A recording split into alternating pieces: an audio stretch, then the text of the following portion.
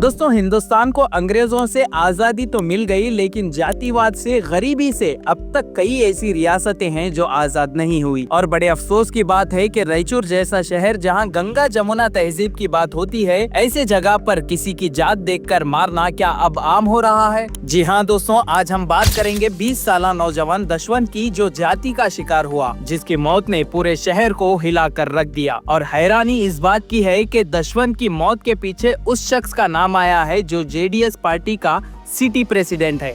ये वही पार्टी है जो जातिवाद के खिलाफ बोलती है और सबको एकता और समानता सिखाती है। आज उसी पार्टी के सिटी सदर यानी एक्स काउंसलर बी तिम्मारेड्डी को दशवंत की मौत का जिम्मेदार बताया जा रहा है। तो आइए दोस्तों, जानते हैं कि आखिर कैसे दशवंत बना जाति का शिकार।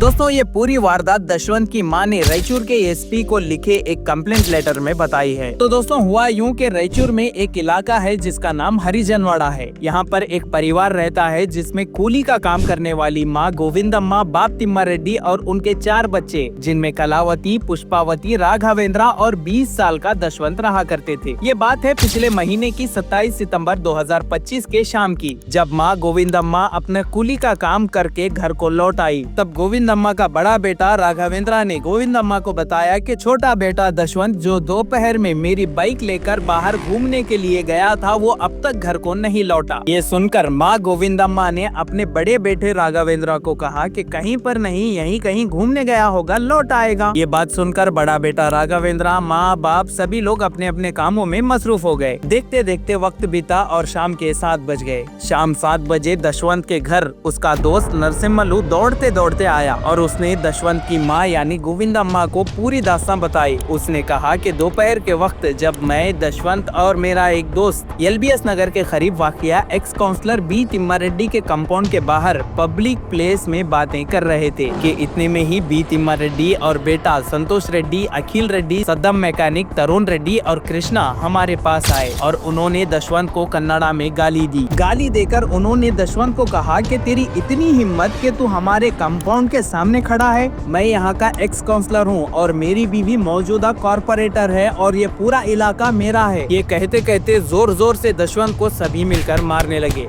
और इसी दौरान मारते मारते ये भी कहा कि इस एक को मारकर सबक सिखाना होगा, तभी जाकर पूरे हरिजनवाड़ा को समझ आएगा। ये कहकर दशवंत को सभी लोग जोर जोर से मारने लगे और बीच में जब दशवंत के दोस्त यानी नरसिम्हलू और एक और दोस्त इनको छुड़ाने की कोशिश की तो कहने लगे कि अगर कोई भी दशवंत को छुड़ाने आएगा या रोकने की कोशिश करेगा तो हम उसे भी नहीं छोड़ेंगे। इतना कहकर दशवंत की आंख के नीचे, उसके पेट में, छाती में और पीठ के पीछे जोर जोर से मारने लगे। कुछ देर बाहर मारने के बाद फिर सभी लोग दशवंत को इस कंपाउंड के अंदर ले गए और कंपाउंड के अंदर भी बड़ी बेरहमी के साथ दशवंत को मारा गया। और जब दशवंत बेहोश होने लगा तो दशवंत को कार में डालकर गंज में वाक़िया मार्केट यार्ड पुलिस स्टेशन ले जाया गया, जहां पर दशवंत को पुलिस के हवाले कर दिया गया। दशवंत के दोस्त के मुंह से ये सारी बातें सुनकर माँ, बड़ा बेटा और बाप तीनों फौरन मार्केट यार्ड पुलिस स्टेशन पहुंचे, जहां उन्होंने देखा कि दशवंत की हालत बड़ी खराब है। तभी पुलिस वालों ने दशवंत का इलाज करवाने के लिए दशवंत की मां से, जो कि अनपढ़ है, उनसे एक एप्लीकेशन लिया और साथ में एक सिग्नेचर भी करवा लिया। जिसके बाद फौरन दशवंत को रिम्स अस्पताल ले जाया गया, जहां पर दशवंत को इलाज के लिए एडमिट किया गया। कुछ देर बाद दशवंत को होश आया तो दशवंत ने अपनी मां को सारी दास्तान बताई।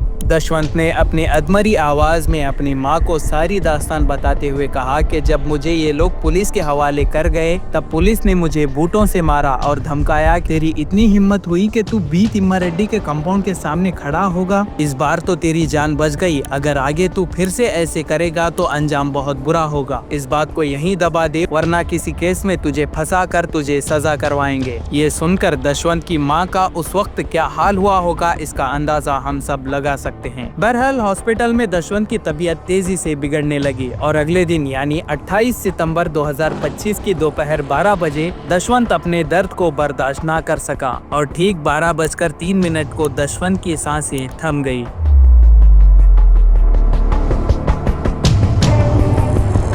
रायचूर के एसपी को दिए गए इस कंप्लेंट लेटर में दशवंत की मां ने कई लोगों पर इल्जाम लगाया। उन्होंने कहा कि पुलिस ने मेरे अनपढ़ होने का फायदा उठाकर मेरी सिग्नेचर्स ली, एक केस बनाया और वो कौन सा केस बनाया ना मुझे बताया गया ना मुझे सुनाया गया। उस एप्लीकेशन में क्या लिखा था ये मुझे कुछ भी नहीं पता। इसके अलावा पुलिस ने झूठा मुकदमा दर्ज किया है जहां पर उन्होंने मेरे बेटे की मौत को अननेचुरल डेथ के तौर पर दिखाया है, जिसमें लिखा है कि दशवंत की मौत फीड्स की वजह से हुई है, जबकि मेरे बेटे को जाति के नाम पर बड़ी बेरहमी से मारा गया था। इसके अलावा इस पूरे कांड को छुपाने, इसको दबाने में पुलिस से लेकर डॉक्टर्स का भी अहम हाथ है, जहां पर उन्होंने इल्जाम लगाया कि इन सभी ने पैसे खाकर इस पूरे मामले को दबाने की कोशिश की, जहां डॉक्टर्स ने झूठी पोस्टमार्टम रिपोर्ट बनाई है। दशवंत की मां गोविंदम्मा ने रायचूर के एसपी को दिए गए इस कंप्लेंट लेटर में पुलिस से गुजारिश की है कि उनके बेटे को इंसाफ मिले। उनके बेटे की मौत जाति के नाम पर हुई है, जबकि पुलिस ने इसको गुमराह करने की कोशिश की है। उन्होंने गुजारिश की है कि इस पूरे मामले की एक और मर्तबा जाँच हो और सभी कल्परेट्स को कड़ी से कड़ी कानूनी सजा मिल सके। दशवंत की मां के जानिब से दिए गए इस कंप्लेंट के बाद पुलिस ने कुल 6 लोगों के खिलाफ इन सभी सेक्शंस के अंदर एफआईआर दर्ज की है और इस एफआईआर में जेडीएस के सिटी प्रेसिडेंट और एक्स काउंसलर बी तिम्मारेड्डी, उनके बेटे संतोष रेड्डी, अखिल रेड्डी, सद्दाम मैकेनिक, तरुण रेड्डी और कृष्णा का नाम शामिल है। अब आगे देखना होगा कि रायचूर की पुलिस एक और मर्तबा इस पूरे मामले की जाँच करके आखिर सच क्या है उसको सामने लाने में कितना वक्त लेती है, जिसके बाद ये देखा जाएगा कि दशवंत की जान किसने, क्यों और किस वजह से ली है। बहरहाल दोस्तों, रायचूर जैसे शहर में जाति के नाम पर अगर वाकई में ऐसे कत्ल होते रहेंगे तो अफसोस की बात है कि हमारी गंगा जमुना तहजीब सिर्फ बातों तक यानी जबान तक ही महदूद है, असल में नहीं। इससे पहले रायचूर में जाति के नाम पर इतनी बड़ी वारदात देखने की तो दूर की बात सुनने को तक नहीं मिली, लेकिन आज के दौर में किसके जबान पर, किसके जहन में कितना जहर भरा है